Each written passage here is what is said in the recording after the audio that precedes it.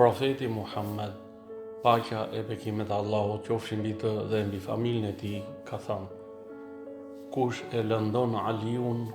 më ka lënduar mua.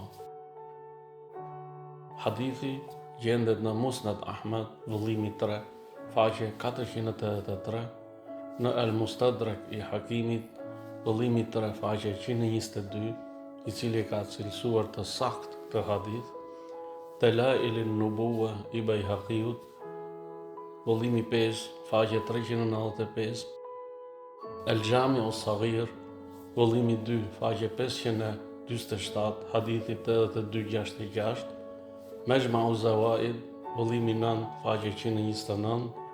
El Bidaje o Nihaje, vëllimi 7, faqe 359, El Riyadun Nadira, vëllimi 3, faqe 121, dhe në As-Sawaiqul Muhrika, faqe 123, si dhe në burimet të tjera.